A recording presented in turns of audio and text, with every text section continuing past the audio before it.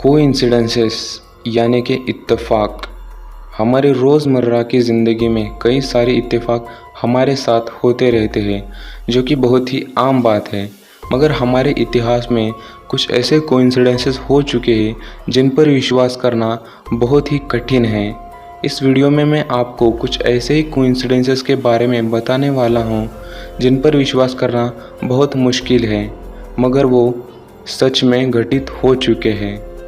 मेरा नाम है विशाल और आप देख रहे हैं फैक्टोलॉजी। तो चलिए शुरू करते हैं।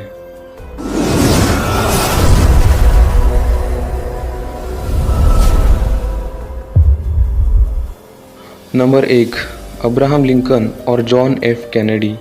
ये दो अमेरिका के ऐसे राष्ट्रपति थे जो कि अमेरिकी जनता में काफ़ी ज़्यादा लोकप्रिय थे।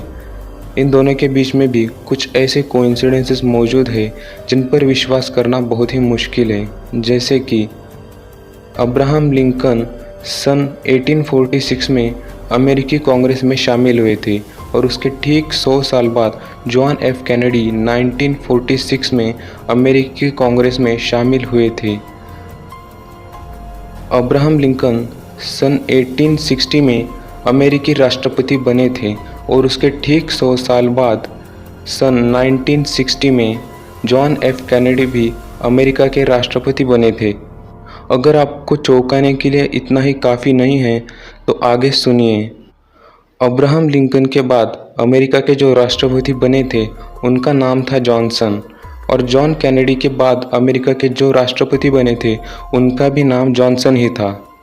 अब्राहम लिंकन की हत्या सिर में गोली मारकर की गई थी और जॉन कैनेडी की भी हत्या सिर में ही गोली मारकर की गई थी।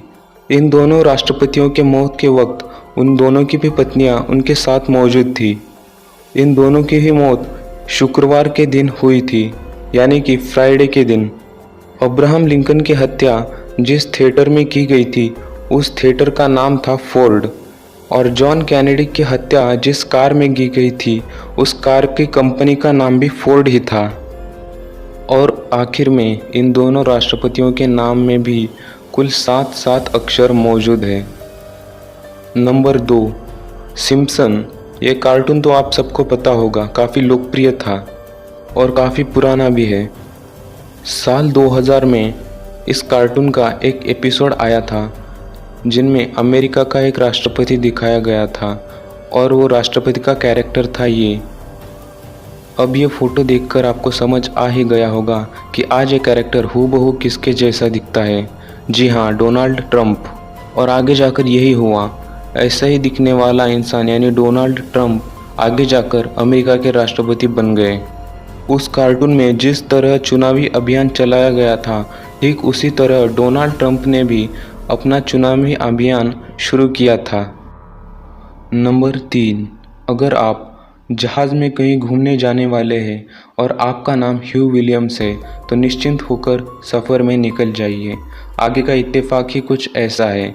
सन 1660 में समंदर के डेवोर स्ट्रेस में एक जहाज़ दुर्घटनाग्रस्त हुआ था। उसमें केवल एक ही इंसान जिंदा बचा था, उसका नाम था ह्यू विलियम्स। उसके बाद सन 1767 में एक और जहाज़ ठीक उसी जगह डूबी थी और उसमें केवल एकमात्र इंसान बचा था, उसका नाम भी ह्यू विलियम्स ही था। उसके बाद सन 1820 में थेम्स में एक जहाज़ पलट गई थी। उस दुर्घटना में जो अकेला इंसान जिंदा बचा था उसका नाम भी था ह्यू विलियम्स। उसके बाद सन 1940 में जर्मन माइन ने ब्लास्ट करके एक जहाज़ उड़ा दिया था जिसमें सिर्फ 2 इंसान जिंदा बचे थे और उन दोनों में से एक का नाम ह्यू विलियम्स था। नंबर 4, सन 1918 में लड़ाई के दौरान एक बिजली समरफोर्ड नाम के एक सिपाही पर आ गिरी, जिसमें उनकी जान तो बच गई पर उनकी कमर पूरी तरह से पैरालाइज्ड हो चुकी थी। समरफोर्ड के रिटायरमेंट के बाद वो नदी किनारे बैठकर मछलियाँ पकड़ रहे थे और फिर से एक बार उनके ऊपर बिजली आ गिरी और उनके शरीर का दाहिना हिस्सा पैरालाइज्ड हो गया। इलाज के बाद वो ठीक हो चुके थे, मगर 4 साल बाद फिर एक बार उनके शरीर पर बिजली आ गिरी। उस दुर्घटना में उनका शरीर पूरी तरह से पैरालाइज्ड हो गया और उसके बाद उनकी मौत हो गई। पर बिजली ने यहाँ भी उनका पीछा नहीं छोड़ा, मृत्यु के 4 साल बाद उनके कब्र पर भी बिजली आ गिरी और उनकी कब्र पूरी तरह से टूटकर बिखर गई। नंबर 5, टाइटैनिक जहाज़ के डूबने की कहानी तो आप सबको ही पता होगी। सन 1912 में टाइटैनिक जहाज़ डूबी थी, मगर बहुत कम लोगों को ये पता है कि टाइटैनिक जहाज़ डूबने के ठीक 14 साल पहले सन 1898 में मॉर्गन रॉबर्टसन नाम के एक लेखक ने एक किताब लिखी थी। उस किताब का नाम था फ्यूटिलिटी। उस किताब में भी एक जहाज़ की डूबने की कहानी बताई गई थी और उस जहाज़ का नाम था टाइटन, जो कि टाइटैनिक से काफ़ी मिलता जुलता है। इतना ही नहीं, टाइटन और टाइटैनिक इन दोनों जहाज़ों की हूबहू आपस में अपीयरेंसेस भी मिलती जुलती थी, जो कि आम बात नहीं है। कहानी वाली जहाज़ उत्तर अटलांटिक में बर्फ़ से टकराकर दुर्घटनाग्रस्त हुआ था और उसके ठीक 14 साल बाद टाइटैनिक जहाज़ भी ठीक उसी तरह से दुर्घटनाग्रस्त हुआ। टाइटैनिक के डूबने के बाद उस किताब को फिर एक बार पब्लिश किया गया, जिसका नाम रखा गया the sinking of the Titanic.